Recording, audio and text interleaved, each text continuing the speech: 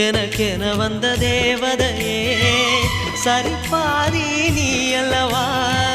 நடக்கையில் உந்தன் கூட வரும் நிழல் போலே நான் அல்லவா கண்ணன் கொண்ட ராதையர ராமன் கொண்ட சீதையர மடி சேர்ந்த பூரதமே மனதில் வீசும் மாறுதமே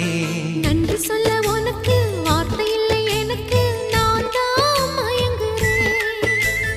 என்னுடைய மனச தந்துவிட்ட பிறகும் ஏம்மா கலங்குற